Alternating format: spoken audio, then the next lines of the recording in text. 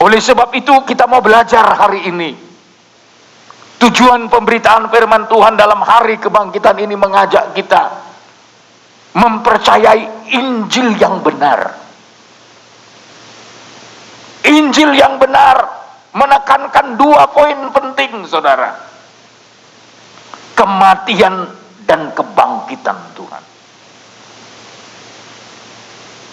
Musuh terbesar dari gereja Tuhan bukan hanya iblis, tapi musuh terbesar dari gereja Tuhan menjelang kedatangan Tuhan kali yang kedua ini, muncul Injil yang lain.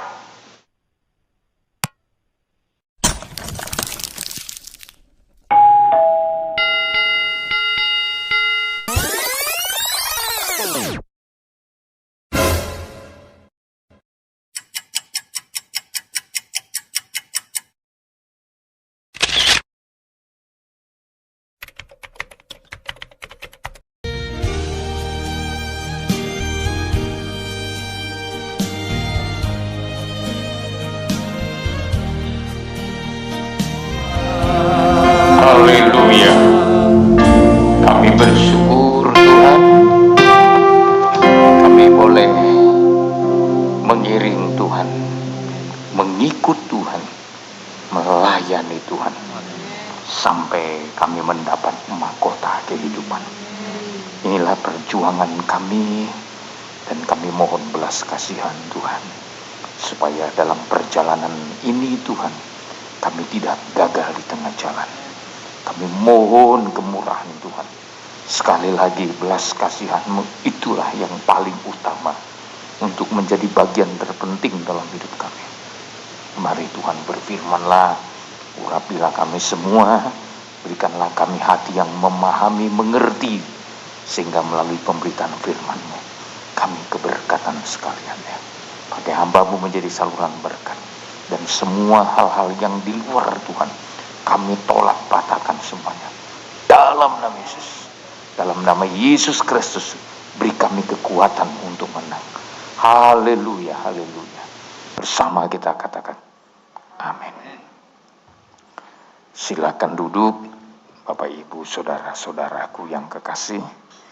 Saya mengucapkan selamat hari Minggu. Salam sejahtera buat kita sekalian ya. Shalom. Shalom.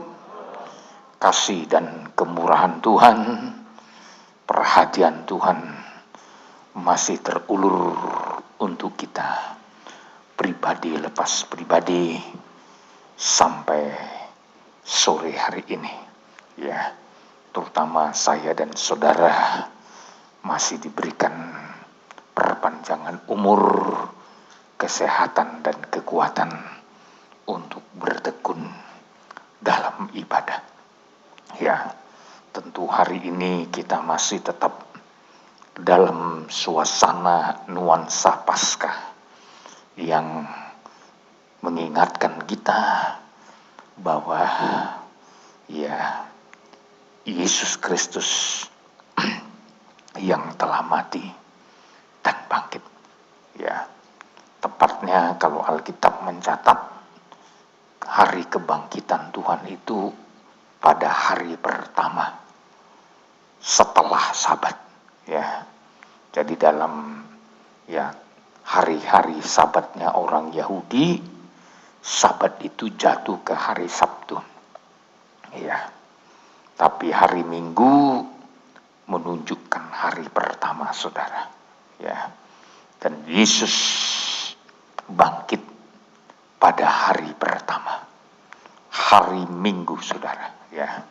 Jadi hari Minggu merupakan hari besar setiap minggu bagi orang percaya ya, setiap minggu ya. Jadi kalau saya dan saudara boleh menikmati hari Minggu setiap minggu, itu adalah berbicara hari pertama, hari kemenangan ya. Dan sampai hari ini ternyata hari Minggu merupakan berkat bagi seluruh dunia saudara ya. bagi seluruh dunia. Dan oleh sebab itu hari Minggu ada hari pertama, dan ternyata gereja mula-mula sangat menghargai hari pertama itu. Mereka mengadakan perkumpulan atau berkumpul tiap-tiap minggu pada hari pertama. Ya. Jadi hari kebangkitan Tuhan merupakan hari yang sangat besar, saudara. Ya. Supaya tanpa sadar kita selalu diingatkan Tuhan tentang kematian dan kebangkitannya. Jadi Tuhan bersaksi bukan saja melalui firman, bukan saja melalui kematian, kebangkitannya dengan perbuatan-perbuatan yang lain, tapi dia juga bersaksi lewat hari demi hari. Ya. Jadi kalau orang tidak sadar bahwa hidupnya telah ditolong, ditebus sama Tuhan dalam tanda kematian dan kebangkitan, sebenarnya sudah terlalu amat memprihatinkan. Sebab Tuhan Yesus Kristus tidak bersaksi saja lewat perbuatan-perbuatannya, tapi juga lewat hari-hari yang dijalani manusia. Maka dalam Matius juga, dalam kitab Lukas juga, ya. Kalau saudara perhatikan Lukas 24, ya, dimulai pasal 23 sebenarnya ayat 56. Dan pada hari Sabat mereka beristirahat menurut hukum Taurat. Di ayat 1, tetapi pagi-pagi benar pada hari pertama minggu itu, mereka pergi ke kubur membawa rempah-rempah yang telah disediakan mereka. Hari pertama minggu itu. Jadi setelah Sabat, hari pertamanya ya hari Minggu, bukan hari Senin, saudara. Ya, tapi hari Minggu. Ya, apa yang mereka ingin perhatikan? Ya, sebenarnya saudaraku, pada hari kebangkitan Tuhan, ternyata murid-murid masih berada dalam suasana yang belum memahami apa yang difirmankan Tuhan. Ya, belum memahami apa yang difirmankan Tuhan. Ya, oleh sebab itu sore hari ini tujuan khotbah saya supaya saudara memahami yang difirmankan Tuhan melalui Injil yang benar. Ya, pahamilah Tuhan melalui Injil yang benar. Ya, saya selalu mengistilahkannya dengan pengajaran yang benar. Ya, kenapa saya katakan? Karena hari kebangkitan Tuhan ternyata bukan saja murid-murid yang laki-laki, tapi pengikut-pengikut Tuhan yang perempuan pun ternyata kurang memahami firman Tuhan. Makanya mereka mau pergi ke kuburan membawa rempah-rempah. Rempah-rempah itu biasanya digunakan untuk merempah-rempahi mayat yang sudah mati, supaya jangan lekas mengalami pembusukan. Ya. Jadi dirempah-rempahin, saudara. Ya. Ini merupakan tradisi yang, ya, pengawetan mayat. Ya. Sampai sekarang masih ada itu, saudara. Ya. Apalagi kuburannya orang Yahudi, orang Israel itu beda dengan kuburan kita di sini. Ya. Kalau di Indonesia kita kenal kuburan itu setelah, ya, mayatnya dimasukkan peti, dimasukkan ke lubang lalu ditimbun tanah. Ya. Kalau saudara pergi ke kuburan Yesus, ya, dan kuburan-kuburan yang lain, mayatnya tidak ditimbun tanah, dimasukkan, ya, setelah dibekali dengan rempah-rempah, dibalsem, lalu dimasukkan, saudara. Ya, bagaikan ke satu lubang batu ya, dan kita boleh masuk ke dalamnya, ya, bisa duduk di situ, ya. Saya sudah pergi ke kuburannya, saudara. Jadi saya membayangkan, wah, sangat berbeda dengan kuburan yang kita temukan selama ini, ya. Jadi maka pada saat hari kebangkitan Tuhan, ternyata masih mereka belum paham. Mereka bawa rempah-rempah, ingin, ya, melihat mayat Yesus. Tapi dalam cerita ini, di dalam pasal 24, ya, setelah mereka pergi ke sana, ayat 2, mereka mendapati batu sudah terguling dari kubur itu. Iya, sudah terguling dari kubur itu. Ya, terus. Dan setelah masuk, mereka tidak menemukan mayat Tuhan Yesus. Iya, tidak menemukan mayat Tuhan Yesus. Terus. Sementara mereka berdiri termangu-mangu karena hal itu, tiba-tiba ada 2 orang berdiri dekat mereka memakai pakaian yang berkilau-kilauan. Ya, terus. Mereka sangat ketakutan dan menundukkan kepala. Tetapi kedua orang itu berkata kepada mereka, "Mengapa kamu mencari Dia yang hidup di antara orang mati?" Satu koreksi. Mengapa kamu mencari Dia yang hidup di antara orang mati? Dengan kata lain, malaikat ini mengingatkan, kamu salah alamat cari Yesus. Ya. Tempat Yesus setelah bangkit dari antara orang mati bukan di kuburan. Itu sebabnya tegas dikatakan, mengapa kamu mencari Dia yang hidup di antara orang mati? Ayat 6, Ia tidak ada di sini. Terus, Ia telah bangkit. Ingatlah apa yang dikatakannya kepada kamu ketika Ia masih di Galilea. Iya. Kenapa orang-orang ini datang ke kuburan? Padahal firman Tuhan sudah mengingatkan mereka. Tuhan sudah berkata kepada mereka, Anak Manusia akan diserahkan, dibunuh,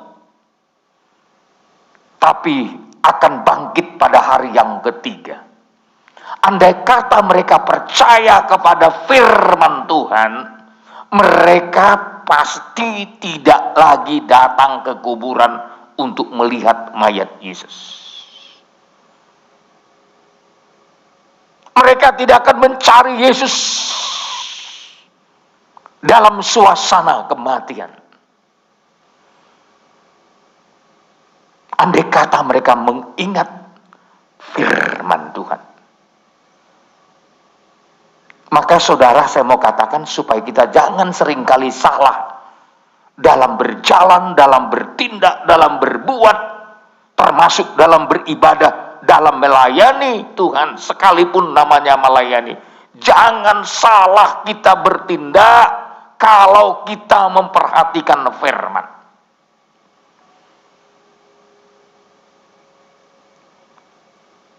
Lalu selanjutnya apa kata malaikat itu? Ayat 7, Ya, yaitu bahwa Anak Manusia harus diserahkan ke tangan orang-orang berdosa, terus dan disalibkan, dan akan bangkit pada hari yang ketiga. terus. Maka teringatlah mereka akan perkataan Yesus itu. Iya. Maka teringatlah mereka akan perkataan Yesus. Seringkali kenapa kita ini tidak diberkati Tuhan? Terlalu gampang melupakan firman. Terlalu mudah. Bayangkan loh, Yesus baru mati dalam tempo 3 hari.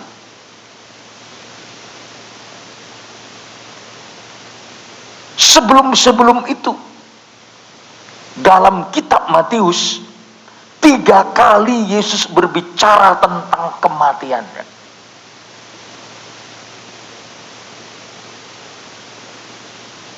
juga tentang kebangkitannya. Berulang-ulang Yesus menceritakan bagaimana penderitaannya, kematiannya, dan kebangkitannya. Belum tahunan, belum lewat bulan, belum, tapi terlalu mudah untuk lupa. Saya melihat kalau di dalam cerita pasal 24 ini dan Matius pasal 28 itu yang ditonjolkan perempuan-perempuan. Tapi kalau dalam hal-hal lain, murid-murid pun juga mengalami hal yang sama. Petrus sendiri bingung. Rasul pun bingung ketika berbicara tentang kebangkitan Tuhan. Thomas pun, Yesus sudah bangkit dari antara orang mati. Dia sudah dengar itu dari perempuan-perempuan. Dia sudah dengar dari murid-murid yang lain. Tapi apa kata Thomas? Aku tidak percaya sebelum aku melihat dan menyucukkan jariku ke tangannya yang berlubang paku itu.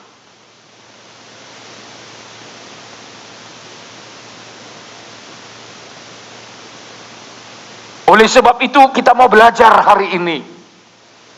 Tujuan pemberitaan firman Tuhan dalam hari kebangkitan ini mengajak kita mempercayai Injil yang benar. Injil yang benar menekankan dua poin penting, saudara. Kematian dan kebangkitan Tuhan. Musuh terbesar dari gereja Tuhan bukan hanya iblis, tapi musuh terbesar dari gereja Tuhan menjelang kedatangan Tuhan kali yang kedua ini, muncul Injil yang lain. Injil yang tidak menekankan tentang salib, tentang kematian, tentang penderitaan Yesus. Tidak menekankan kuasa kebangkitan. Sekarang seluruh dunia sedang dirongrong pengajaran yang tidak menekankan bagaimana penderitaan salib, bagaimana mengikut Tuhan dengan tanda penderitaan. Sekarang kan senangnya orang Kristen itu enak-enak, hoga-hoga, lompat-lompat. Maunya nyanyinya pun gitu. Aku diberkati. Kalau begini-gini semua goyang, saudara.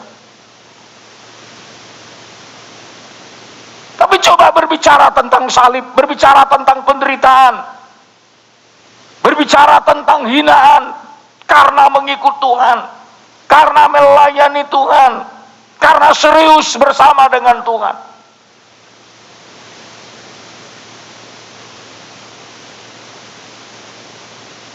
Saudara, hari-hari ini banyak orang masuk gereja bukan cari salib, bukan karena ada kerelaan mau menderita bersama Tuhan. Sekarang ini berlomba juga masuk gereja sekedar hanya mencari yang namanya kemakmuran.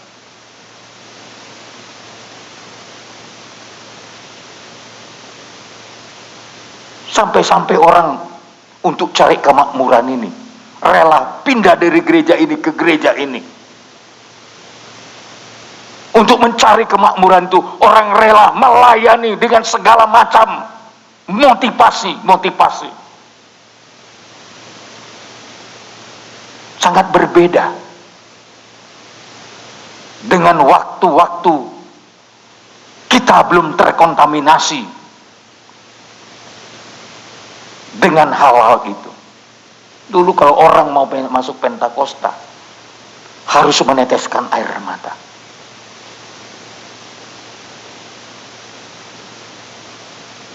Karena langsung mendapat pengajaran salib. Maka lagu-lagunya pun begitu. Saya mau iring Yesus, saya mau iring Yesus sampai selamat. Meskipun saya menderita dalam dunia, saya mau iring Yesus sampai selama-lama. Itu lagunya populer dulu. Lagu girangnya ada lagi. Mengikut Yesus keputusanku, mengikut Yesus keputusanku, mengikut Yesus keputusanku. Ku tak gentar, ku tak gentar. Salib di muka, dunia di belakang. Salib di muka, dunia di belakang. Salib di muka, dunia di belakang. Ku tak gentar, ku tak gentar.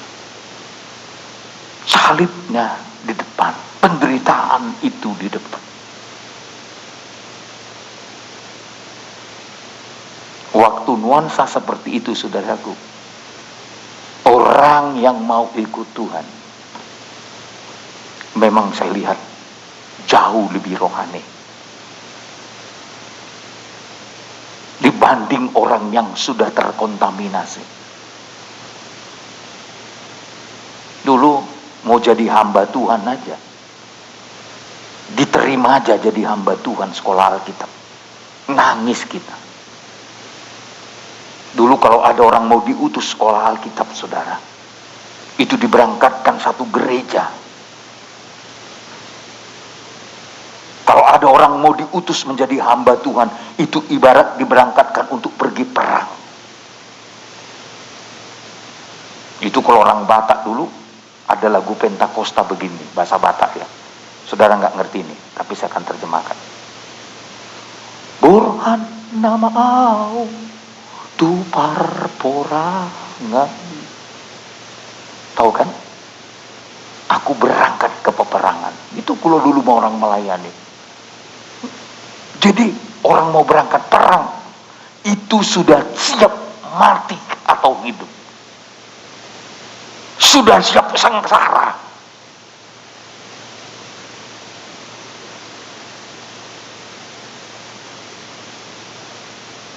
Itu saudara, sudah siap pikul salib. Jadi mau pelayanan pun itu konsepnya. Konsepnya tidak pernah apa yang ku terima, tapi apa yang ku beri kepada Tuhan. Apa yang mau kau korbankan kepada Tuhan. Kalau dalam istilah nyanyian kami dulu, membuang diri di ladang Tuhan saudara, serta Tuhan selalu manisi. Kerja buat Tuhan selalu manisi, biar tanpa gaji selalu manisi. Ayo kerja buat Tuhan, sungguh senang-senangnya dipanggil Tuhan terlalu manisi. Membuang diri di ladang Tuhan saudara, serta Tuhan selalu manisi. Mana ada zaman saya dulu melayani pakai PKPK? Mana ada? Malah sambil nangis menyerahkan hidup sama Tuhan. Sambil bertetesan air mata menyerahkan hidup, mau digunakan Tuhan. Saya masih ingat ketika saya berangkat dari Medan ke Riau. Saya melalui Bukit Tinggi, saudara. Dulu perjalanannya belum seperti sekarang. Ya, dari Medan kita masuk ke Bukit Tinggi, Kelok 9 itu, sambil muntah-muntah, saudara. Ya, berangkat sampai di Riau. Ya, belum langsung ada pelayanan, saudara. Saya numpang di rumah hamba Tuhan. Saya bilang, saya sudah selesai dari pendidikan teologi. Sekarang saya mau melayani Tuhan. Apa kata hamba Tuhan? Enggak ditawarin saya melayani. Ya. Bagus, enggak. Dia diam aja begini. Hari Minggunya, saudara, ya, saya langsung pergi ke gerejanya, pagi-pagi sekali. Saya bukan guru sekolah minggu. Saya bukan pelayanan di altar. Tapi saya cari apa yang bisa saya kerjakan. Saya tidak disuruh sama pendeta ini. Saya bersihkan gerejanya. Ya. Anak sekolah minggu datang, saya susun rapi, saya dudukkan. Guru sekolah minggunya datang terlambat. Ya. Lalu setelah beberapa bulan, gembalanya bilang, ya, sebenarnya mau melayani atau apa? Saya bilang, saya datang ke sini mau melayani, bukan mau cari kerja. Saya mau menyerahkan hidupku jadi hamba Tuhan. Lalu dia bilang begini, kalau gereja kita ini tak sembarangan menerima pelayan.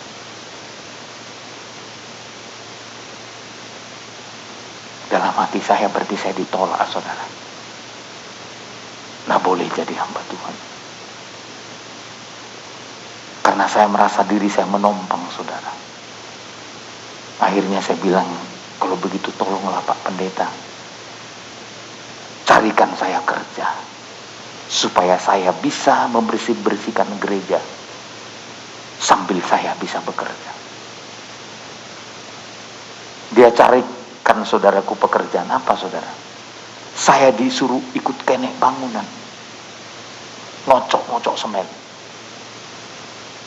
Tapi tiap minggu tugas saya tetap saya kerjakan walaupun bukan pelayan. Lebih dari 3 bulan saya ikut bangunan ini. Akhirnya saya ditimpa penyakit, dada saya bengkak, saudara. Sehingga nggak bisa kerja lagi. Saat itu seorang hamba Tuhan datang dari Ermolek. Dia tantang saya. Kamu kan sekolah teologi, ya? Kenapa kamu kerja bangunan? Kalau kamu ikut melayani, ayo kita ke Ermolek. Saya bilang, Amang, saya rindu kali sebenarnya. Gak usah kata rindu. Ayo kalau mau ikut, kumpulin pakaianmu, besok kita berangkat. Saya dulu belum tahu Ermolek itu gimana, saudara. Saya kira kota. Lalu kami naik bus dari Pekanbaru menuju Ermolek. 1 malaman. Berangkat sore dari Pekanbaru sampai di Ermolek sekitar jam 10 pagi. Saya heran kok makin lama makin hutan. Saya tanya Pak Pendeta ini, Amang kita turun di mana? Nantilah. Masih jauh lagi. Tanya lagi. Makin hutan, saudaraku. Ya udah dekat katanya. Saya pikir mau masuk kota, saudara. Setelah itu, di sini kita kan ya, turunlah di kebun kelapa sawit. Ya? Hampir tidak ada rumah. Jadi di mana kita mau? Di dalam sana katanya. Kita jalan kaki lagi. Saya lihatlah gereja Pak Pendeta ini, saudara. Waduh, di tengah hutan. Ya. Tapi karena semangat mau melayani, Satu langkah pun tidak mundur. Setelah beberapa hari di Ermolek, tinggal bersama pendeta ini. Dia panggil saya. Sebenarnya kamu mau melayani Tuhan full time atau tidak? Katanya. Saya bilang, ya saya mau full time. Dia bilang, sekarang PT Tunggal Perkasa sedang menerima asisten. Ijazahmu dibutuhkan di sana. Jadi kalau kamu melamar, saya yakin 100% kamu diterima jadi asisten kebun. Karena orang-orang dalam juga ada sebagian jemaat kita di sini membutuhkan seperti kamu. Tapi aku tunggu kamu beberapa hari ini berdoa dulu sebelum kamu ambil keputusan. Iya, saya bilang. 2 hari lagi saya dipanggil lagi. Bagaimana keputusanmu? Saya bilang, saya full time. Saya tinggalkan kota Medan. Saya sudah ingin membuang diri di ladangnya Tuhan. Dia bilang, bagus. Mulai hari ini statusmu di sini pengerja. Tapi karena kamu pengerja di sini, di belakang itu ada tanah 2 hektar. Tolong kau ambil tunggul-tunggulnya. Waduh, saya pikir langsung pengkhotbah saudara. Disuruh ngeratain tanahnya. Dalam tunggulnya lebih 1 meter saudaraku, akarnya berputar-putar gini. Untuk menyelesaikan 2 hektar ini, hampir 2 tahun saya di situ. Tapi di hatiku semangat kerja buat Tuhan. Selalu manis. Disitulah saya terbentuk jadi hamba Tuhan. Setelah itu saya dikirim ke transmigrasi. Dan setelah itu saya dipindahkan ke Jambi. Untuk melayani Tuhan full time. Saudara, ya, nggak ada ceritanya teologi kemakmuran. Teologi salib.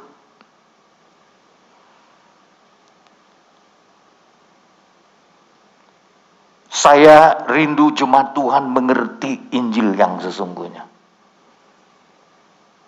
Injil yang sesungguhnya berpusat kepada salib Tuhan. Injil yang sesungguhnya berpusat kepada kuasa kebangkitan.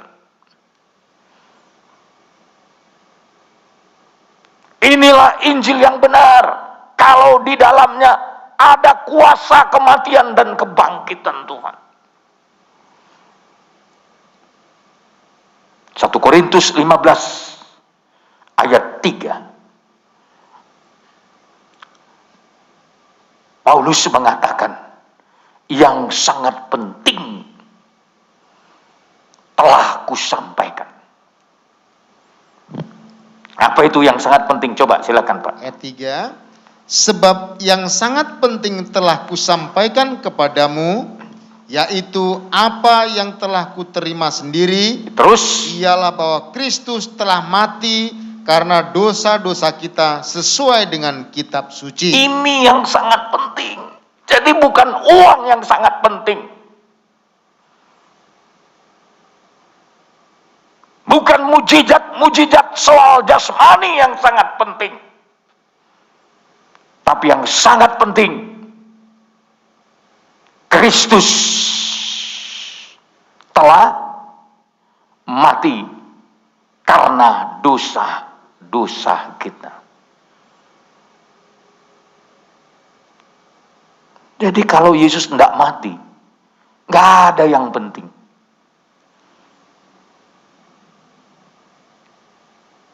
Jadi bukan karena kita diberkati, itu yang paling penting. Yang paling penting dosa kita diampuni. Haleluya. Yang sangat penting telah kusampaikan kepadamu, yaitu apa yang telah kuterima sendiri. bahwa Kristus telah mati karena dosa-dosa kita sesuai dengan kitab suci. Jadi kalau pemberitaan Injil yang pertama itu adalah bagaimana dosa diampuni. Bagaimana Bapa mengaruniakan anaknya yang tunggal. Ini yang sangat penting itu, soal pengampunan dosa.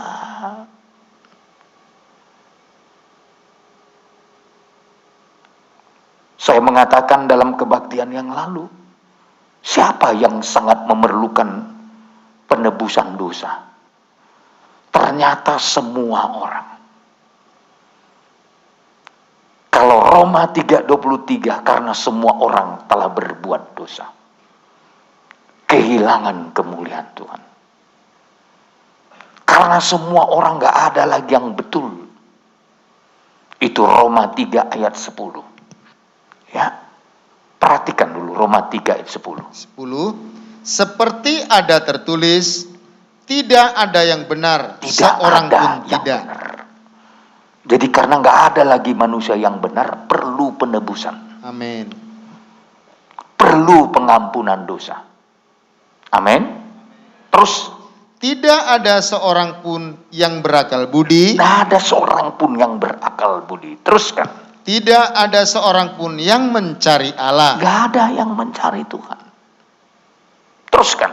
Semua orang telah menyeleweng. Semua telah menyeleweng. Terus. Mereka semua tidak berguna. Tidak berguna. Terus. Tidak ada yang berbuat baik. Wah. Seorang pun tidak. Ini siapa yang berbicara ini? Firman loh. Kita aja kadang manusia ini seolah-olah sudah baik. Ya.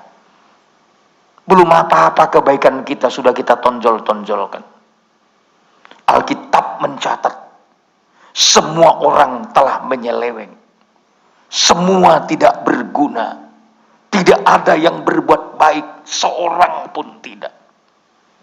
Maka perlu penebusan. Perlu pengampunan dosa. Ayat 13. Kerongkongan mereka seperti kubur yang ternganga. Terus. Lidah mereka merayu-rayu, bibir mereka mengandung bisa. Ini manusia kita. Tak ada bibir kita yang beres. Ya. Semua tidak beres. Bibir mereka mengandung bisa atau racun.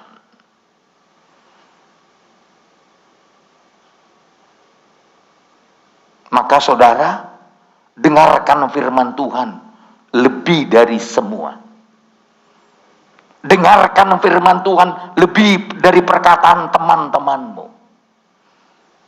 Dengarkan firman Tuhan lebih dari kata-kata istrimu. Dengarkan firman Tuhan lebih dari kata-kata suamimu.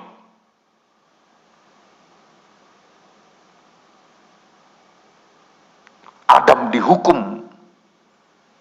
Alasan Adam dihukum sama Tuhan, karena engkau mendengarkan omongan siapa? Kalau perempuan mendengarkan omongannya ular. Kalau laki-laki mendengarkan omongan ini, mari kita baca dulu saudara, ya. Ini bapak-bapak ini, ya. Untuk bapak-bapak dulu. Ya, jangan badanmu tegap, hatimu rapuh, saudara. Ini Alkitab loh. Haleluya. Oh, coba kita lihat dulu, ya. Kejadian pasal 3, Pasal ya. 3. Ayatnya yang ke-9 dimulai. Ayat 9 demikian. Ya. Tetapi Tuhan Allah memanggil manusia itu dan berfirman kepadanya, di manakah engkau? Teruskan. Ia menjawab, ketika aku mendengar bahwa engkau ada dalam taman ini, Iya. aku menjadi takut. Ya. Karena aku telanjang, sebab itu aku bersembunyi. Iya, itu alasan saja. Sebenarnya persoalannya di sini, ya. Ayat 17. 17. Lalu firman-Nya kepada manusia itu, karena engkau mendengarkan perkataan istrimu. Siapa yang didengarkannya? Istri. Perkataan istrimu. Terus.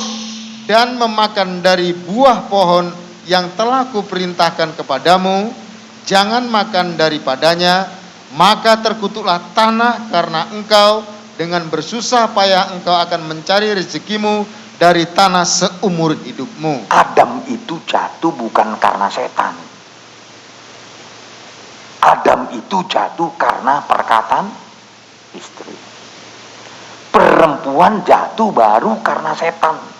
Ular setan masuk ke ular. Itu hierarkinya. Perempuan jatuh karena digoda sama iblis melalui ular. Laki-laki jatuh karena istri. Maka dengarlah firman Tuhan lebih dari perkataan istri. Ibu-ibu, dengarlah firman Tuhan lebih dari perkataan ular. Udah tahu ular, ngobrol lagi sama ular. Ini kalau ada ular, lari saudara. Ular rupanya tahun ini. Gitu. Ini malah dengar-dengarin. Kalau orang itu guluk.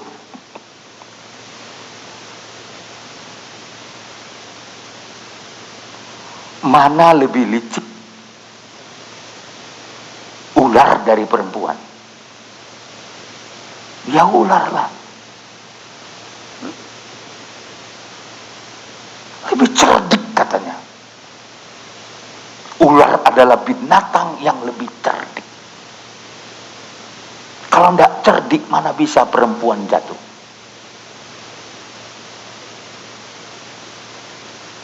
Sebenarnya yang paling lemah itu laki-laki. Nampaknya aja gagah, saudaraku. Kalau perempuan jatuh karena kelicikannya si ular, wajar. Tapi kalau laki-laki jatuh karena perkataan istri, nggak wajar. Agak senyum-senyum sekarang. Saya mau tekankan, ya saya bukan mau nyinggung laki-laki atau perempuan, bukan. Saya mau tekankan supaya kita berpatokan kepada Injil yang benar.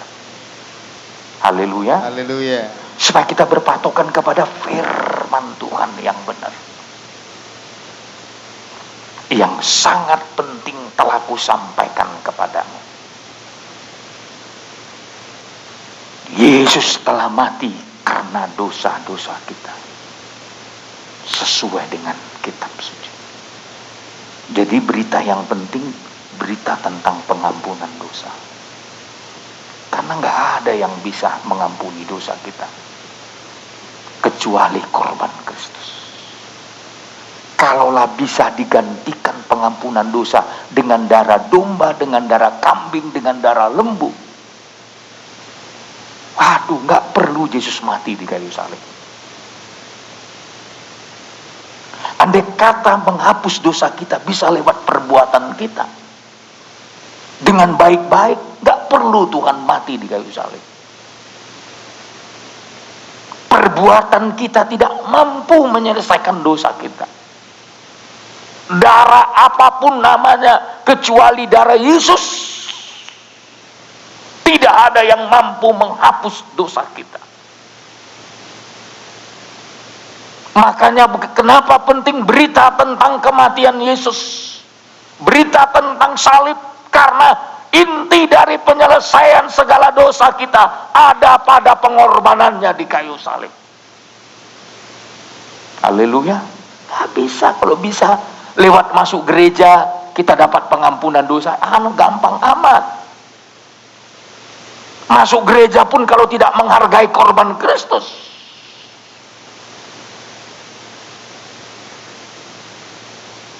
nggak bisa pelayanan menyelesaikan dosa kita, nggak bisa. Saudara mau pakai predikat pendeta segala macam pendeta ini, nggak bisa menyelesaikan yang bisa menyelesaikan hutang dosa kita, ada yang rela membayar hutang dosa kita. Itulah Yesus Kristus yang mati di kayu salib.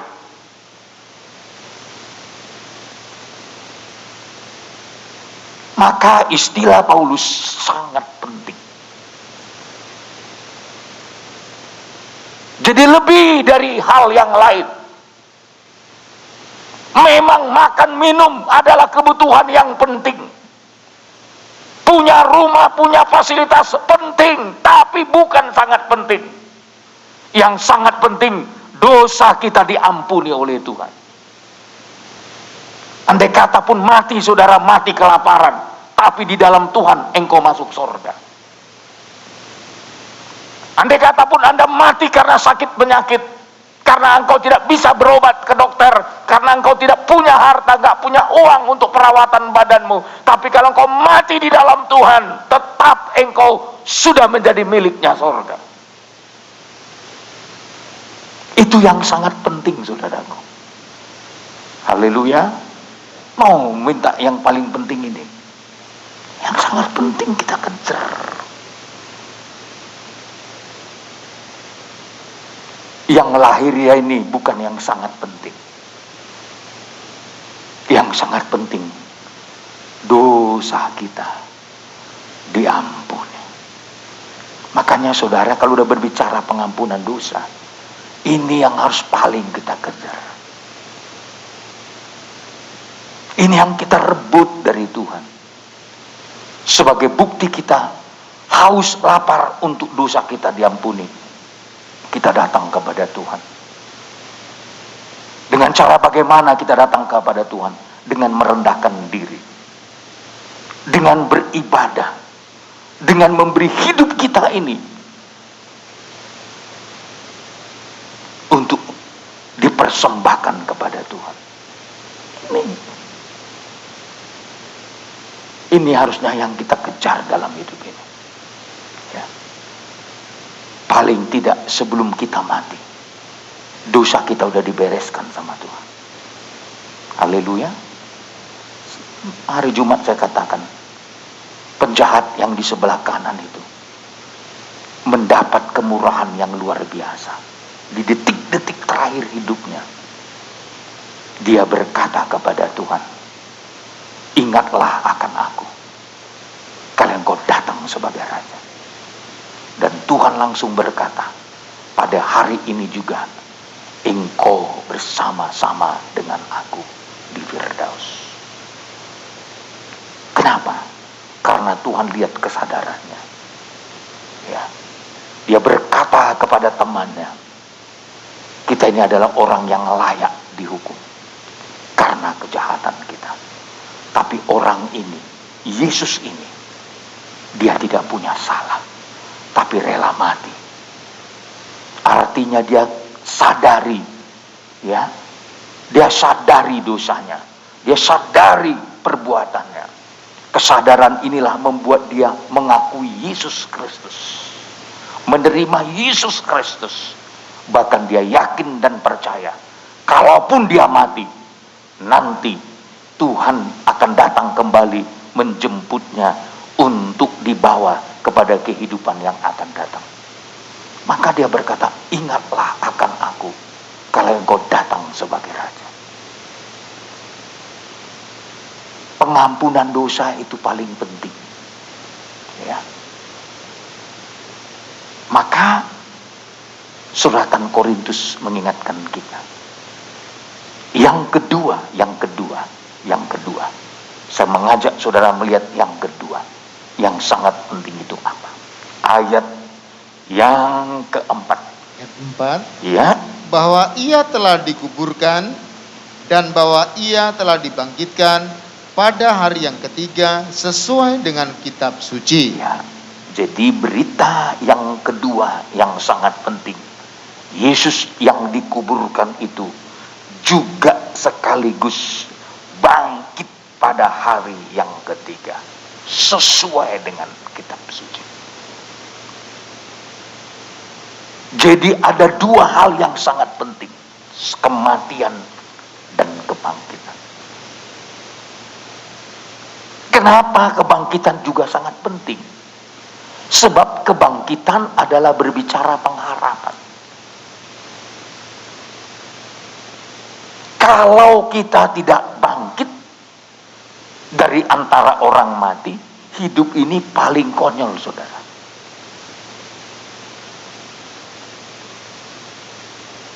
Paling konyol, saudara. 1 Korintus pasal yang ke-15 ayat yang ke-12. 12. Jadi bila mana kami beritakan bahwa Kristus dibangkitkan dari antara orang mati, bagaimana mungkin ada di antara kamu yang mengatakan bahwa tidak ada kebangkitan orang mati? Iya, tidak ada kebangkitan orang mati. Terus, kalau tidak ada kebangkitan orang mati, maka Kristus juga tidak dibangkitkan. Iya. Kalau nggak ada kebangkitan orang mati, sia-sia. Teruskan. Tetapi andai kata Kristus tidak dibangkitkan, Ya. maka sia-sialah pemberitaan kami, Terus. dan sia-sialah juga kepercayaan kamu. Iya. Sia-sia, saudara. Makanya kalau nggak ada kebangkitan, apa yang harus kita kerjakan? Coba kalau nggak ada kebangkitan, ini pasal 15 ini ayat 32. Ayat 32. 32. Ya, perhatikan ayat 32. Kalau hanya berdasarkan pertimbangan-pertimbangan manusia saja, aku telah berjuang melawan binatang buas di Efesus. Terus, Apakah gunanya hal itu bagiku jika orang mati tidak dibangkitkan? jika orang mati tidak dibangkitkan. Perhatikan, saudara. Maka marilah kita makan dan minum, sebab besok kita mati. Kalau nggak ada kebangkitan, apa yang mau dikerjakan orang? Makan minum aja sekarang, sebab besok Kalau akhir hidup kita hanya untuk mati, ya makan aja. Hari ini habiskan hartamu, makan minum, besok kau mati. Tapi karena ada kebangkitan, dan kebangkitan itu menunggu saya dan menunggu saudara untuk memperoleh upah, untuk menerima mahkota, untuk menerima kemuliaan. Maka kalau saudara hari ini masih diberikan Tuhan kesempatan hidup, dan kalau mati dibangkitkan, hari ini fokus kita bukan makan minum, tapi fokus kita beribadah, melayani, melakukan seluruh kehendak Tuhan. Kalau hanya berakhir dengan mati, ya puas-puaskanlah hidup ini lagi hidup. Itu orang-orang dunia nggak ngerti firman. Memuaskan hidup mereka dengan makan minum, enjoy, saudara. Karena besok kita akan mati. Tapi kita percaya ada kuasa kebangkitan. Haleluya. Saudara percaya ada kebangkitan? Maka apa yang kita kerjakan hari ini akan kita tuai dalam suasana kehidupan yang kekal. Kita akan tuai apa yang kita perbuat hari ini. Ibadah dan pelayanan kita menentukan upah kita. Sama dengan di dunia. Kalau Anda mau dapat upah, kerja. Kalau untuk mendapatkan keselamatan, itu anugerah, kasih karunia. Kasih karunia memberi kita kesempatan untuk mendapat keselamatan. Tapi untuk mendapatkan upah, kerja. Semakin serius kita kerja, semakin besar upah yang kita peroleh. Ada orang mau dapat upah besar di sorga, tapi nggak mau melayani. Tawar-menawar dengan pelayanan.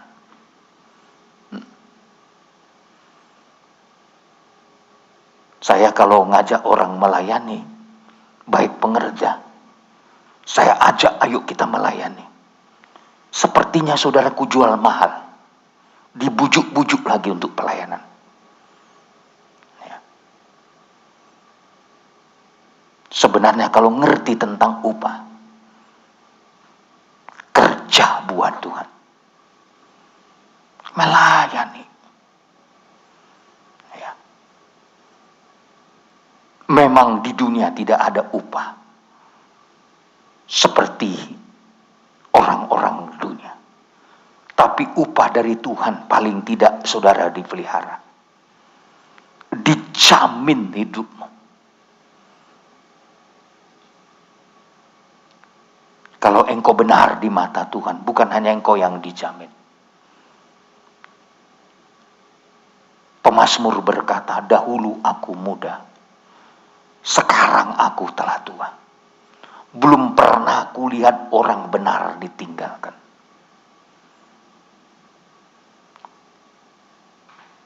Anak cucunya meminta-minta, belum pernah.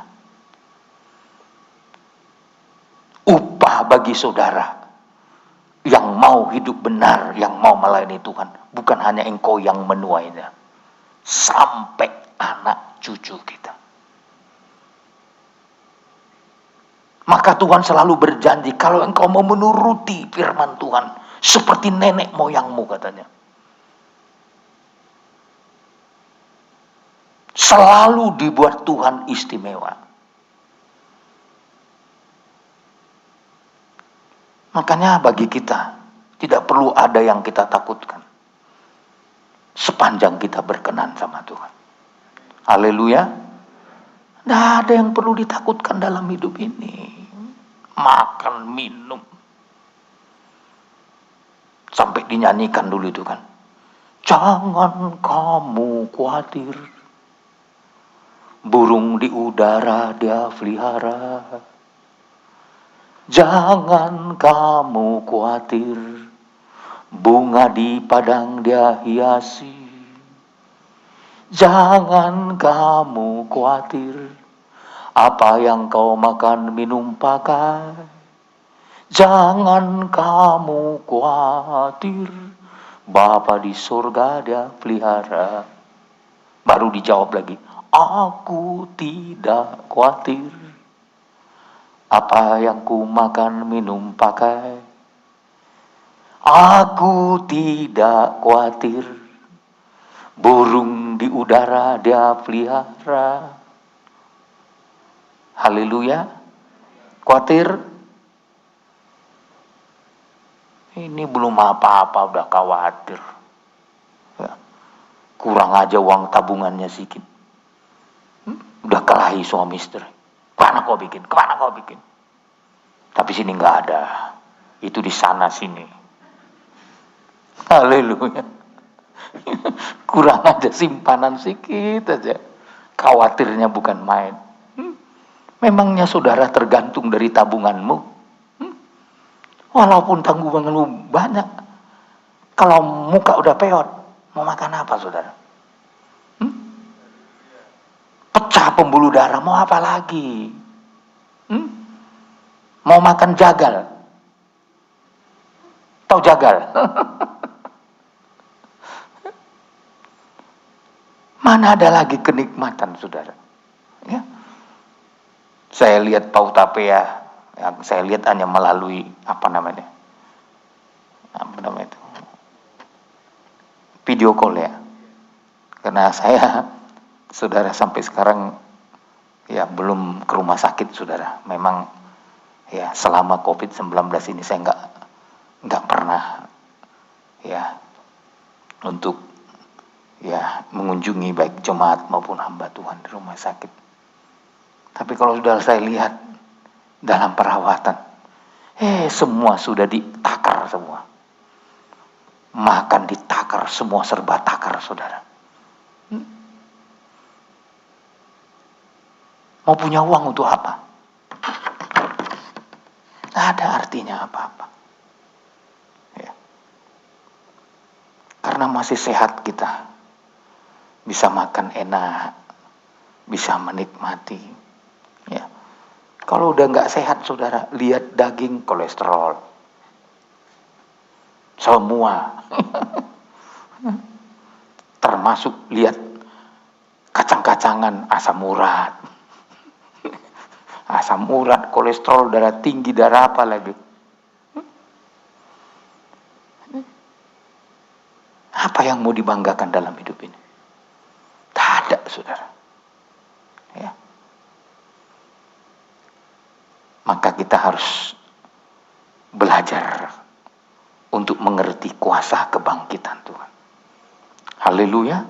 Maka sampai dikoreksi ini ayat 3. Kalau hanya berdasarkan pertimbangan manusia saja, aku telah berjuang melawan binatang buas. Di Efesus, taruh nyawa Rasul Paulus. Apakah gunanya hal itu bagiku? Ngapain mempertaruhkan nyawa kalau orang mati tidak dibangkitkan? Ngapain melayani capek-capek? Tapi karena ada pengharapan orang mati dibangkitkan, Paulus rela melakukan itu. Maka dia berkata, jika orang mati tidak dibangkitkan, maka marilah kita makan dan minum, sebab besok kita mati. Kalau endingnya mati tanpa bangkit, ya habiskanlah waktumu hari-hari ini untuk bersenang-senang. Tapi kita ini, ending hidup kita bukan mati. Ending hidup kita bangkit dari antara orang mati. Maka Yesus tawarkan itu dalam Injil Yohanes 11 ayat 25. Ini yang ditawarkan untuk kita semua. Coba ayat 25. Ya. 11 ayat 25. Yohanes 11 ayat 25. Jawab Yesus, akulah kebangkitan dan hidup. Ya. Barang siapa percaya kepadaku, ia akan hidup walaupun ia sudah mati. Waduh. Akulah kebangkitan dan hidup. Dan barang siapa percaya kepadaku, ia akan hidup walaupun ia sudah mati. Bagi orang percaya, walaupun sudah mati akan hidup. Karena memiliki Yesus kebangkitan dan hidup. Makanya bagi saudara di dalam Yesus, orang percaya, tak ada yang perlu ditakutkan. Ya. Tak perlu seperti apa yang ditulis dalam kitab Ibrani. Ya. Ya. Manusia itu takut sekali dengan yang namanya kematian. Ya. Pasal 2. Pasal 2. Ayat 15. Ayat 15. Dan supaya dengan jalan demikian, ia membebaskan mereka yang seumur hidupnya berada dalam perhambaan oleh karena takutnya kepada maut. Yang paling ditakutkan manusia adalah maut. Tapi Tuhan sudah membebaskan saudara, membebaskan saya untuk tidak menakutkan apa yang paling ditakutkan manusia. Amin. Apa yang paling ditakutkan manusia? Maut, mati.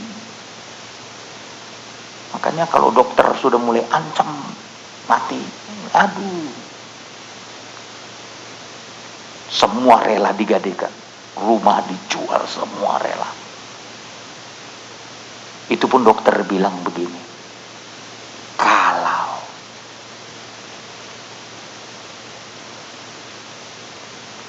saya sering kali orang minta doa ketika orang dioperasi, saudara. Saya tanya keluarganya, kira-kira kalau dioperasi harapan hidup berapa persen? Ada yang pernah bilang sama saya 20-80. 20% selamat, 80% tewas. Saya bilang kalau begitu ngapain lagi dioperasi? udah lebih dekat dengan 80% mati. Ngapain lagi, saya bilang, udah serahin aja sama Tuhan. Tapi manusia ini nggak apa-apalah, biar puas aku. Ada lagi yang bilang, kalau operasi gimana, saya bilang 50-50, 50% hidup, 50% mati, 50% menang, 50% mati. Itu pun untuk apa lagi? Kalau harapan untuk hidup lebih besar, masih mendingan. Ini enggak. Manusia itu paling takut dengan namanya kematian. Tapi yang herannya saya, manusia kok nggak takut masuk neraka, mati kekal, mati jasmani bisa kita alami, tidak merupakan kutuk, tidak merupakan bencana, karena masih ada hidup yang kekal. Tapi kalau mati rohani, itu yang lebih parah. Mati di luar keselamatan. Tapi manusia nggak takut dengan mati binasa. Tapi saya kagum dengan perkataan Yesus, akulah kebangkitan dan hidup. Barang siapa percaya kepadaku, ia akan hidup walaupun sudah mati. Apa katanya? Ayat 26 ya. Ayat 26, Yohanes 11 26. Silakan ayat 26-nya. Yohanes 11 ayat 26. Ya. Demikian. Dan setiap orang yang hidup dan yang percaya kepadaku tidak akan mati selama-lamanya. Iya, terus. Percayakah engkau akan hal ini? Percayakah engkau akan hal ini? Kalau saya bilang amin, tidak akan mati selama-lamanya. Yang paling kita takutkan dalam hidup ini, kalau kita mati selama-lamanya nggak bangkit. Makanya Alkitab menceritakan saat nanti Tuhan Yesus datang, orang-orang mati dibangkitkan. Orang mati di mana aja dibangkitkan. Yang mati dalam laut pun bangkit. Kalaupun jari-jarinya sudah dimakan ikan hiu, kembali itu. Seperti Yesus Kristus saat dia bangkit dari antara orang mati, dia bangkit dengan tubuh yang lengkap, tubuh yang sudah memiliki kemuliaan. Mungkin mati hancur karena pesawatnya jatuh, tapi pada hari kebangkitan, kalau di situ ada orang percaya, orang yang cinta Tuhan, orang yang hidup dalam Tuhan, nanti toh akan bangkit.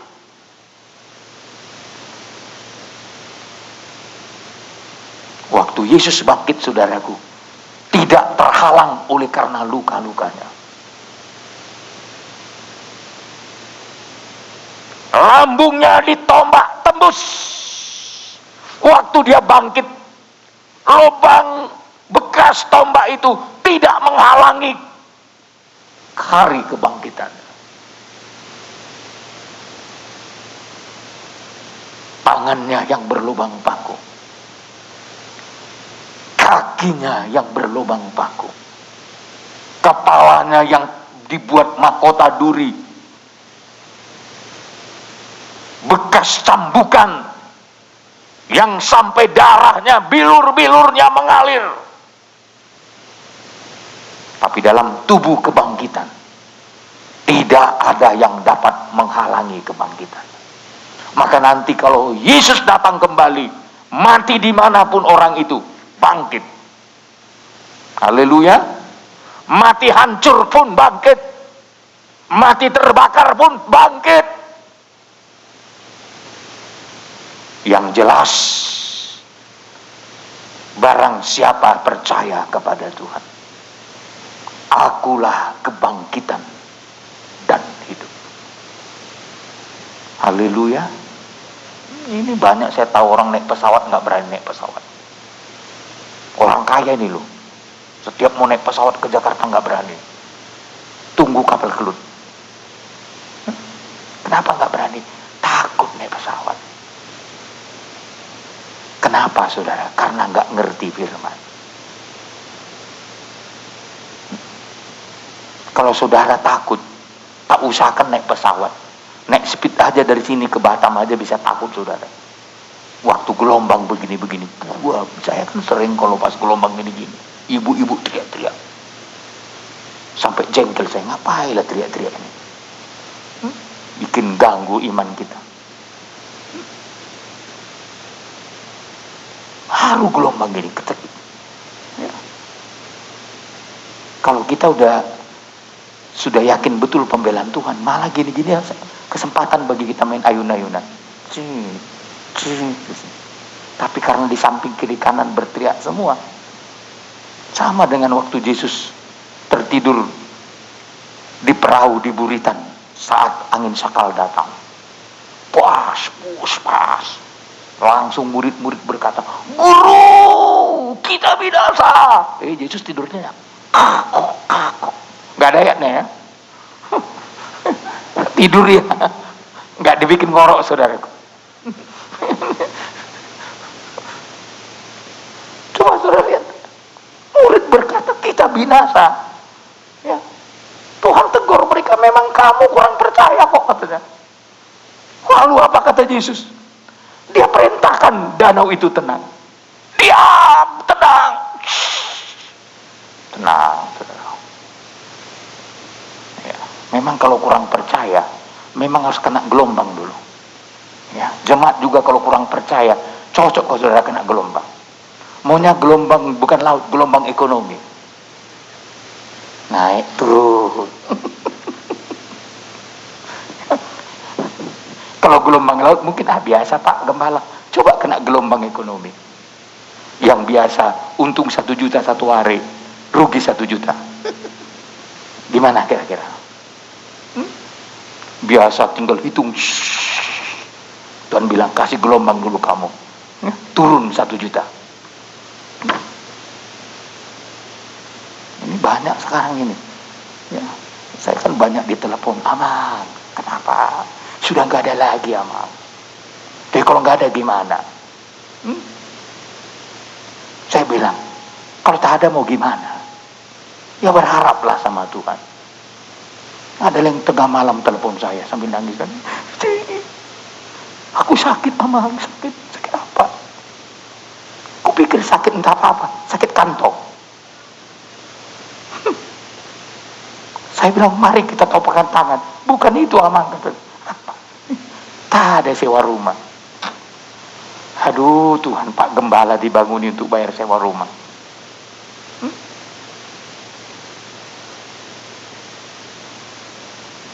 Ini kena gelombang saudara. Ya. Kalau memang misalnya entah sakit lah, dokter mengancam sekian, itu pun nggak perlu harus terlalu repot. Orang percaya itu ada pembelaan khusus dari Tuhan. Bila penting topang tangan sendiri.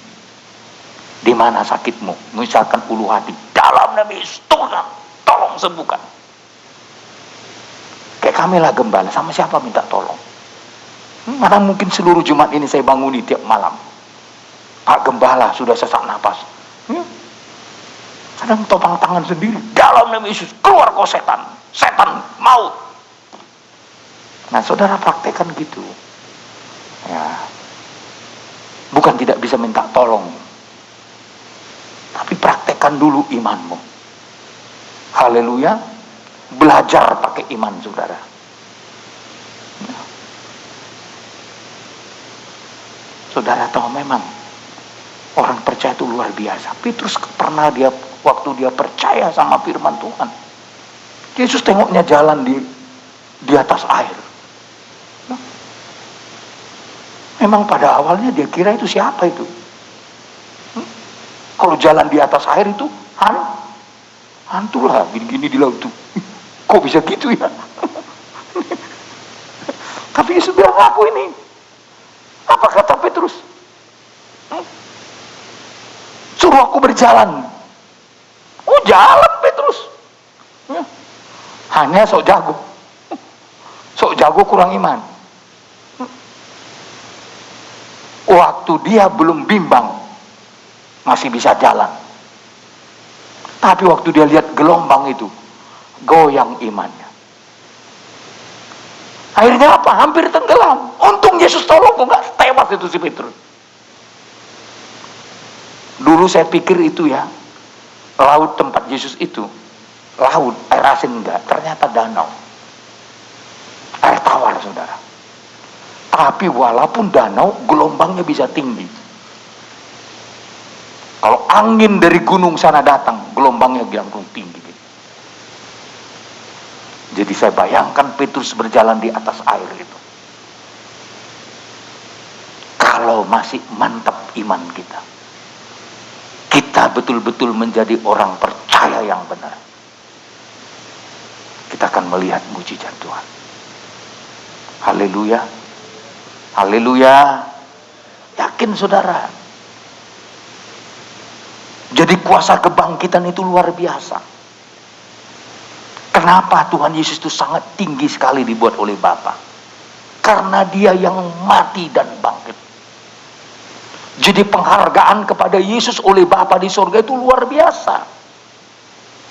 Dalam suratan Rasul Paulus kepada jemaat di Efesus, ya, kepada jemaat di Efesus, Efesus pasal 1, kenapa sangat ditinggikan oleh Bapa? Coba kita lihat dulu ayat 19 dimulai. Efesus 1 ayat 19. Ya. Dan betapa hebat kuasanya bagi kita yang percaya. Amin. Saudara mau lihat kuasanya bagi saudara yang percaya?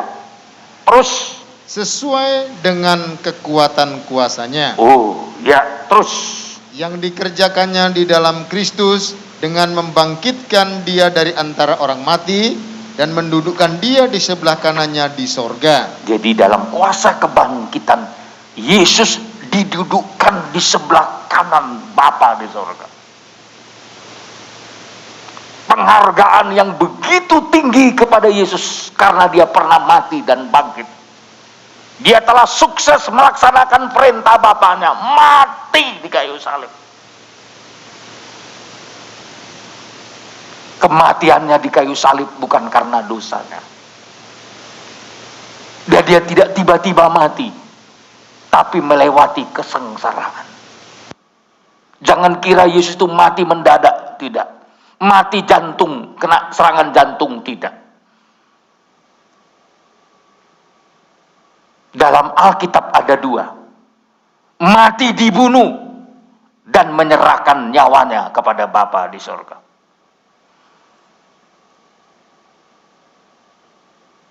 Mati sengsara, saudara.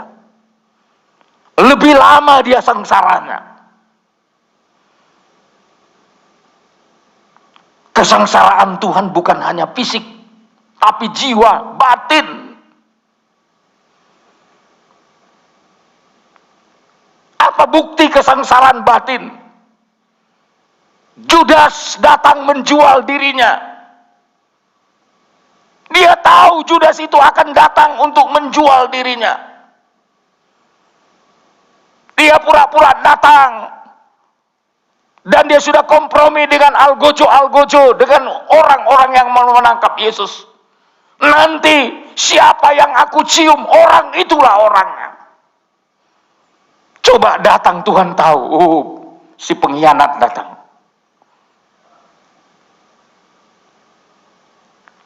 Batinnya itu bagaimana, saudara? Dia datang dengan ciuman.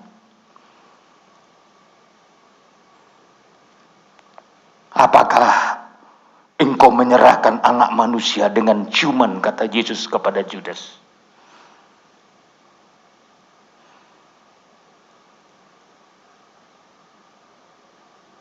Jadi dia sengsaranya bukan hanya soal dicambuk, dipukul, diludahi.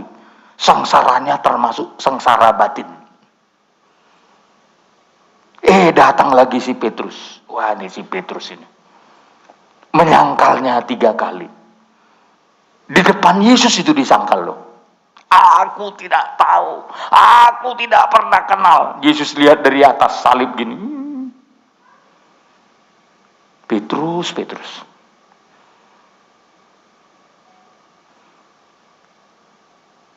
Sampai ayam berkokok. Kakak. Langsung nangis si Petrus. Baru dia ingat perkataan Yesus. Coba saudara dihianati seperti itu. Lebih sakit dari pukulan.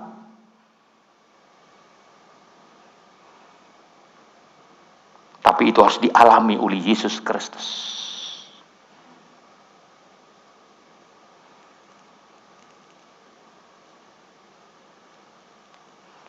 Ketika Yesus mati dan bangkit, dia melewati kesengsaraan dulu. Ikut Tuhan juga.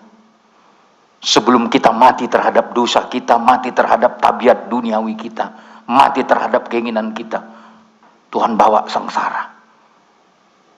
Sengsara adalah proses membuat kita dapat menanggalkan.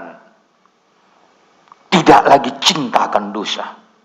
Tidak lagi cintakan dunia. Tidak akan cinta lagi dengan egonya kita. Orang yang sudah mati terhadap egonya tidak akan membenarkan diri. Orang yang sudah mati terhadap egonya tidak akan lagi mementingkan dirinya. Sebab apa saudaraku? Sebab Yesus yang mati di kayu salib itu betul-betul Yesus yang memberikan nyawanya untuk kita. Supaya kita hidup bukan untuk diri kita sendiri. 2 Korintus 5 ayat 15. Ya. Ini tujuan kematian Kristus untuk kita. 15. Ayat 15. Dan Kristus telah mati untuk semua orang. Aminkan dulu. Dia sudah mati untuk siapa? Semua orang termasuk saya dan saudara. Kenapa dia mati terus? Supaya mereka yang hidup. Supaya mereka yang hidup terus. Tidak lagi hidup untuk dirinya sendiri. Tidak lagi untuk dirinya sendiri. Terus. Tapi untuk dia. Ya. Yang telah mati dan telah dibangkitkan untuk mereka. Kenapa Yesus mati? Supaya kita tidak lagi hidup untuk diri kita sendiri. Supaya kita bisa berkata, hidupku bukannya aku lagi, tapi Kristus yang hidup di dalam aku. Kita hidup bukan untuk diri kita sendiri, tapi hidup untuk Dia. Tetapi untuk Dia, untuk siapa? Yang telah mati dan telah bangkit untuk mereka. Kita hidup untuk penebus kita. Yang menebus kita itulah pemilik dari hidup kita ini. Saudara, kenapa penting kali kuasa kematian dan kebangkitan Tuhan? Itulah yang menempatkan Tuhan berada di sebelah kanannya Bapa. Kembali Efesus tadi, pasal 1 tadi.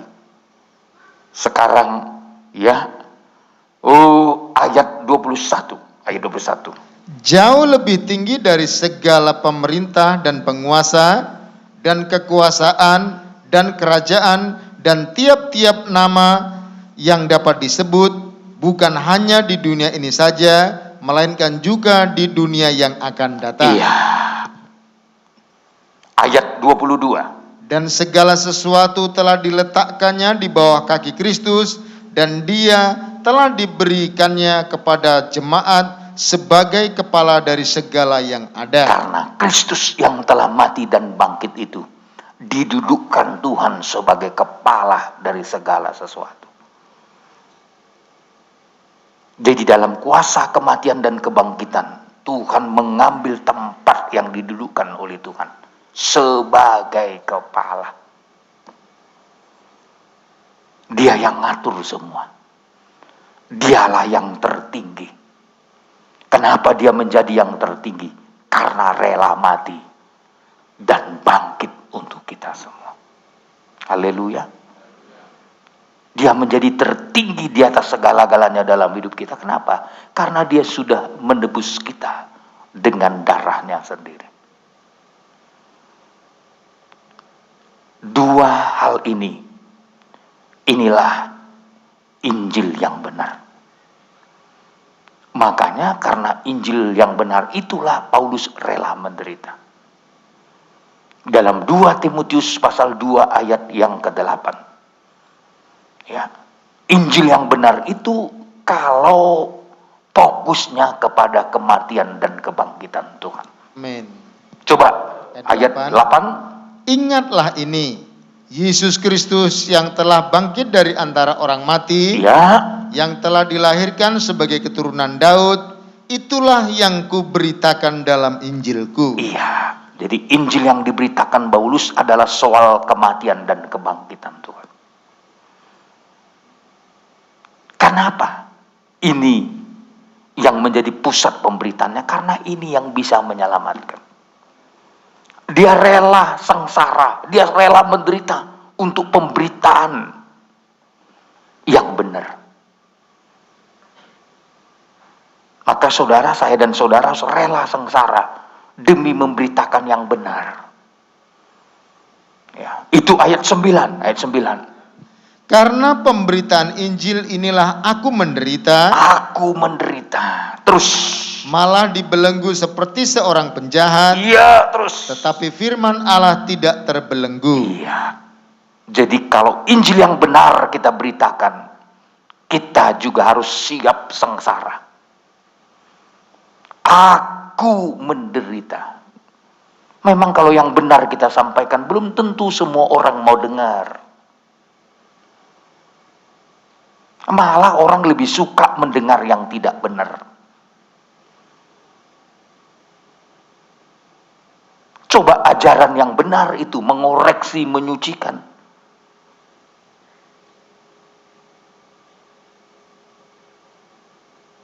Saya pernah diingatkan dulu sama teman dari India. Khusus datang. Waktu itu kita masih gereja di Tanah Longsor. Apa nasihatnya sama saya? Kalau kamu mau sukses melayani di Batam, biar banyak jemaat, jangan khotbahkan tentang dosa. Sampaikan aja yang baik-baik, orang akan datang. Lalu dia bilang gini, apalagi orang kaya. Orang kaya itu tidak suka ditegur dosanya. Kalau bisa orang kaya itu kamu puji-puji. Kau angkat-angkat, kau umumkan persembahannya. Kalau hari ini dia kasih 1 miliar, bulan depan dia mampu kasih 2 miliar.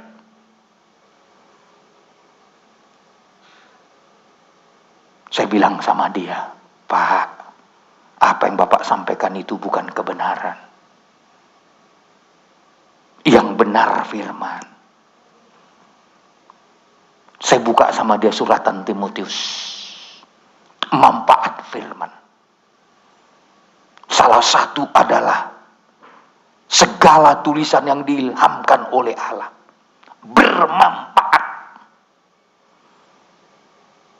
mendidik, mengajar, menegur, menyatakan kesalahan. Harus bisa menyampaikan apa yang salah supaya orang diperbaiki. Langsung wajahnya berubah. Kalau gitu, Anda akan tetap miskin di Tanah Longsor ini. Saya masih ingat itu, saudara. Waktu dia mau datang, saya sudah sambut, saudara. Jadi tempat kita dulu dindingnya triplek. Saking bangganya saya menyambut tamu dari luar negeri, dari India. Saya beli AC, saudara. AC-nya bukan yang kayak gini, yang petak itu. Ya. Dalam hati saya kalau dia nanti datang sejuk lah. Jadi dindingnya kan triplek. Ya. Saya beli AC-nya, saya sambut dia. Hanya ngomongin begitu. Kecewa banget saya. Karena nggak saya tanggapi perkataannya. Dia pulang nggak mau tidur di situ. Dia bilang, terima kasih, saya nginap di hotel, nggak jadi di sini. Karena dia bilang, biar banyak jemaatmu. Ya. Dalam hati saya, aduh, nyesal aku berteman sama kawan ini. Jangan tegur dosa. Ini kalau nggak ada pengajaran, semua orang senang.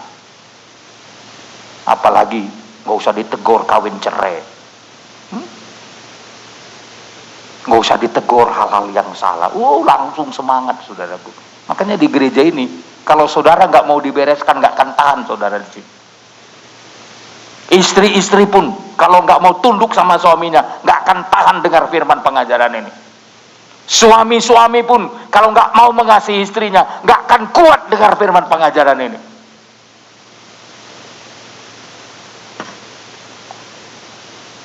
Nggak usah heran, dia pasti cari tempat dia bersembunyi, di mana dia bisa mengelak dari firman Tuhan. Kalau di sini kita dikejar-kejar terus, di center-center terus, selama kita nggak berubah, kena terus sama firman. Makanya tidak heran ada yang bilang sama saya, Pak, kok sengaja Bapak ambil ayatnya biar kena aku terus? Bukan aku yang kenakan, firman Tuhan yang kenakan engkau. Karena Tuhan itu maha tahu. Tapi ketika kita minta ampun dan berubah, saya yakin tidak akan dikejar-kejar lagi kita. Haleluya. Amin. Ya. Tapi kalau enggak, selama khotbah disampaikan, tetap minggu depan Anda datang kena lagi, minggu depan datang lagi kena lagi, bulan depan, tahun depan kena terus. Tapi ketika saudara sudah berubah, saudara nggak merasa apa-apa lagi. Udah aman kok. Makanya bertobatlah biar aman saudara. Haleluya. Coba kalau istri tetap rewel sama suaminya, kena terus itu. Apalagi kalau dibuka terus Efesus pasal yang kelima. Istri, tunduklah kepada, sama seperti kepada Tuhan, ya, kepada Tuhan loh. Jadi Anda nggak lihat Tuhan, tapi suamimu lah tempatkan seperti kepada Tuhan. Wah, Tuhan datang. Karena ada orang Tuhan datang kasih kopi yang nggak enak. Coba tempatkan suamimu sama seperti kepada Tuhan. Masak yang enak, masak yang bagus, cara melayaninya jangan asal lempar. Ini suaminya datang, ambil deh. Itu bukan seperti kepada Tuhan. Ya, udah lebih rendah saudaraku. Coba sama seperti kepada Tuhan. Seperti Sarah ngomong, manggil suaminya, Tuanku, monggo. Coba bikin gitu sama suamimu. Pulang dari ibadah ini, langsung dia, pengajaran apa ini membuat istriku berubah, katanya. Penasaran dia, pasti datang ke gereja ini, mulai ngintip-ngintip dari sana. Lama-lama duduk di sini, saudaraku. Karena dia lihat istrinya menempatkan suaminya seperti Tuanku. Tapi kalau saudara pulang dari sini makin keras, palang pintu yang datang, saudara. Mulai besok kau jangan pergi ke gereja itu. Percuma kau beribadah, katanya. Tapi coba kita mengalami perubahan. Jadi berkat, saudaraku. Haleluya. Haleluya. Bahkan suami-suami juga, kalau makin mengasihi istrinya di rumah, ya, istrinya nggak mau ke gereja pun jadi ke gereja itu nanti. Papi, Pak, jangan terlambat. Cepat, Pak, cepat. Katanya. Karena suaminya telah berubah mengasihi. Tapi kalau main tinju terus, tapi sini nggak ada, saudaraku. Haleluya. Kok udah berubah, istrinya pun mendorong. Malah ya, aturannya uang kolektenya cepet, bisa jadi 5 cepet atau 5 cepet. Pak, kasih 500 Pak nanti ya. Ini persembahan dari keluarga kita. Diberangkatkan, saudara. Haleluya. Untuk berubah itu orang pasti dukung. Haleluya. Lebih sungguh-sungguh. Sama dengan saudara, kalau misalkan anak saudara makin pinter, masuk sekolah, les, matematikanya semua nilai A 100, bahasa Inggrisnya juga, Pasti saudara bilang sama anakmu, terus les di situ ya. Kau belajar di situ, kau makin pintar di situ. Tapi kalau makin nurun dari angka 7 jadi angka 5, percumanya kau les katanya. Kau salah lagi, habis uang mama katanya. Perubahan itu menentukan. Haleluya. Perubahan kita menentukan. Amin. Orang akan dukung kita, pelayanan kita akan didukung orang lain kalau jadi berkat.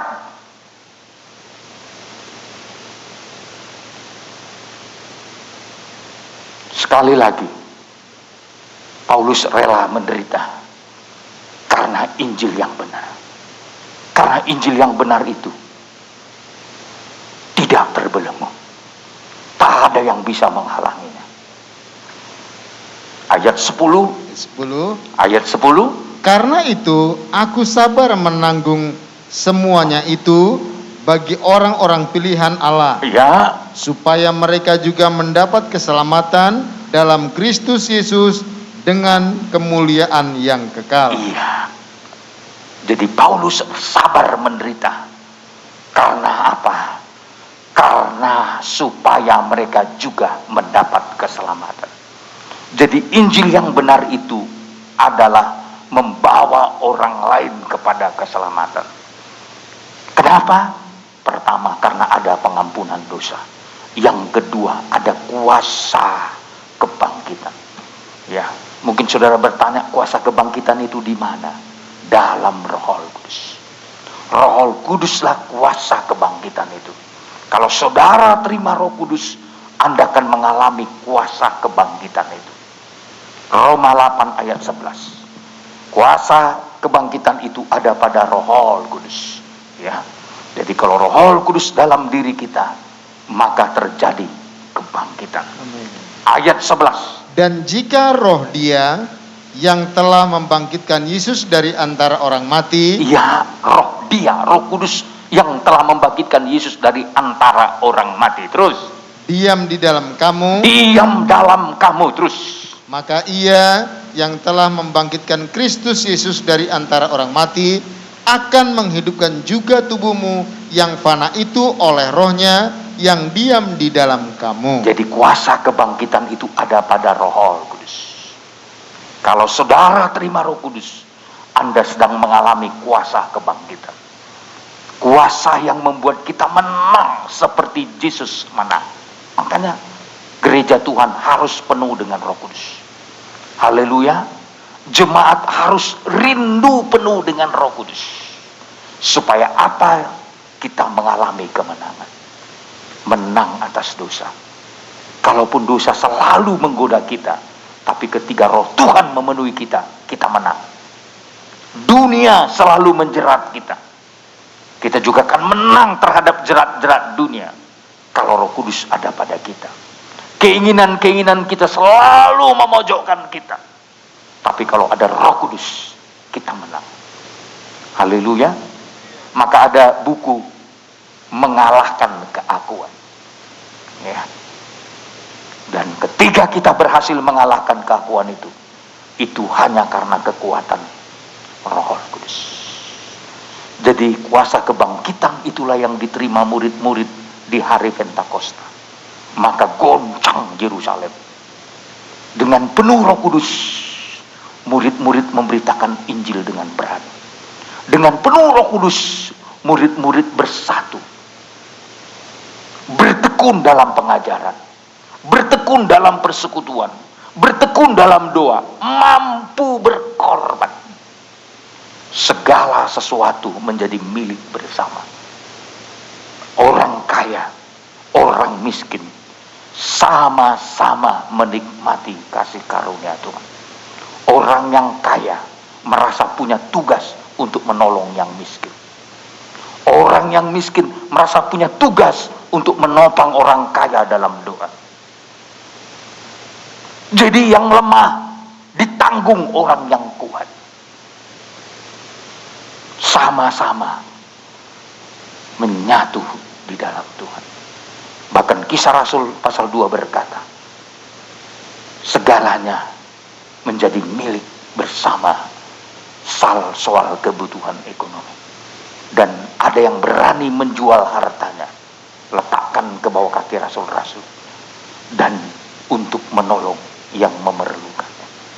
Karena Roh Kudus. Kalau nggak Roh Kudus, mana mampu kita? Mobil kita jadi milik orang lain, mana mampu kita? Rumah kita menjadi rumah orang lain, nggak mampu kita. Tapi kalau saudara penuh dengan Roh Kudus, saya yakin kita berkata, ini ada supaya orang lain juga ikut menikmatinya. Haleluya.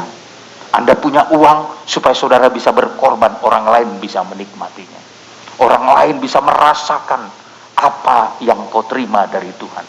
Ya, orang lain tidak makan, tapi karena saudara diberkati berlimpah-limpah, Anda bisa membagi makananmu untuk mereka. Ini hebatnya kalau penuh dengan Roh Kudus. Tapi kalau nggak penuh dengan Roh Kudus, susah. Maka saya selalu menekankan jemaat supaya jemaat mampu berkorban dengan limpah-limpah, mampu diberkati. Kuncinya penuh dengan Roh Kudus. Kalau udah penuh Roh Kudus, semangat semua. Tadi saya ceritakan membangun gereja kita di apa namanya, di Balui. Itu ibu-ibu yang angkat ember mencornya. Karena waktu itu jemaat kita hampir tidak ada orang kaya. Semua sederhana. Jadi yang bisa mereka berikan waktu dan tenaga. Subuh-subuh ibu-ibu udah bawa ember ikut mencor. Ya. Maka saya tantang tadi, bagaimana sekarang? Apakah kita masih mampu bersuka cita melayani, bersatu hati melayani Tuhan, bergotong royong? Kuncinya penuh dengan Roh. Kalau enggak ada penuh dengan Roh Kudus, hidup ini selalu menuntut haknya. Tapi kalau penuh dengan Roh Kudus, hidup ini selalu memberikan kewajibannya kepada Tuhan. Kalau enggak, sungut-sungut. Ya. Hidup ini kan gampang bersungut-sungut. Terutama soal ketiga egonya tidak dipenuhi. Merasa tidak diperhatikan. Itu manusia kita. Tapi kalau kita penuh Roh Kudus seperti Yesus, aku datang bukan untuk dilayani, tapi aku datang untuk melayani. Tidak mengharapkan hak, tapi memberi kewajiban. Itulah orang yang penuh dengan Roh Kudus. Haleluya. Saya rindu saudara penuh dengan Roh Kudus, supaya saudara bisa memberikan kewajiban saudara, memuliakan Tuhan. Haleluya. Itulah kuasa kebangkitan Tuhan. Kita tutup Alkitab kita. Sudah jam berapa ini? Susah ini kalau rabun ini saudara. Tapi nggak apa-apa, rabun supaya saudara lama dengar firman. Haleluya. Kita tutup Alkitab kita sampai di sini. Kita bersyukur kepada Tuhan. Kita bersyukur kepada Tuhan. Haleluya. Ku bersyukur Tuhan. Tahu lagu itu? Haleluya. Benar Tuhan, tak pernah terlambat janjimu. Kau pasti memulihkan kami. Karena Injil yang benar, kami mengalami sengsara, mengalami penderitaan mengikut Tuhan. Dan juga karena Injil yang benar, kami mengalami kuasa Roh Kudus, kuasa yang membangkitkan, kuasa yang memberi kami kemenangan. Kami bebas dari dosa, dari ikatan dunia dan seluruh tabiat-tabiat daging, karena pertolongan Tuhan. Kau berkati seluruh jemaat, kau pulihkan kami semua. Biarlah oleh kasih karuniamu, keselamatan tetap ada pada kami. Ajar kami juga melayani, bekerja untuk mendapatkan upah dari Tuhan. Terima kasih Tuhan. Berkati jemaatmu ini, berkati nikah rumah tangga, berkati anak-anak mereka, berkati usaha pekerjaan mereka, berkati semuanya selama tidak bertentangan dengan firman. Engkau berkati, engkau sembuhkan yang sakit, engkau tolong yang lemah, engkau hiburkan yang susah, engkau memperbarui kehidupan kami semua. Sekali lagi Tuhan, aku serahkan hidup mereka dalam tangan Tuhan. Berkati persembahan yang mereka perbuat, bahkan juga berkati bangsa dan negara kami Indonesia. Berkati kota Tanjung Uban, Provinsi Kebri, Kabupaten Bintan ini. Kau berkati semuanya, semua yang juga mendukung pelayanan kami, baik dari aparat keamanan, sampai hari ini berjaga-jaga, semua diberkati oleh Tuhan. Dan sebentar kami akan tinggalkan tempat ini, pulang dengan damai sejahtera. Saudara-saudara, terimalah berkat Tuhan, kasih karunia dari Tuhan Yesus Kristus, cinta kasih daripada Bapa Surgawi, penyertaan dari kuat kuasa Roh Kudus ada menyertai, memberkati saya dan saudara sekarang dan sampai selama-lamanya.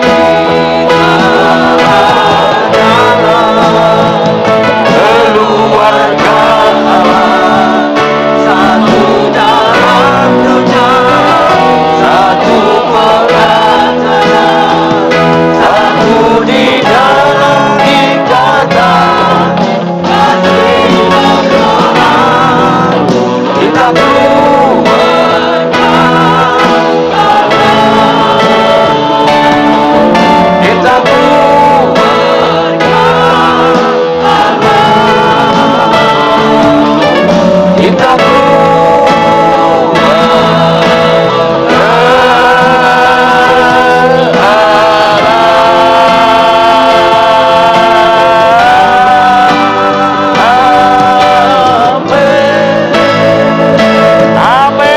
kita keluarga Allah. Selamat hari Minggu, selamat Paskah, selamat salam sejahtera, salam sehati. Kita tetap doakan supaya penanganan COVID-19 bisa selesai dan kita kembali beribadah bersama orang tua dan anak-anak. Saya harapkan doa kita supaya semua bisa berjalan kembali di waktu-waktu yang akan datang. Tuhan memberkati, salam sejahtera, selamat hari Minggu. Haleluya. Mungkin bisa dinyanyikan sambil pulang, dengan darah Yesusku telah ditebus. Ya, mungkin singer raja yang nyanyi, saudara boleh sambil meninggalkan tempat ini. Selamat hari Minggu. Haleluya.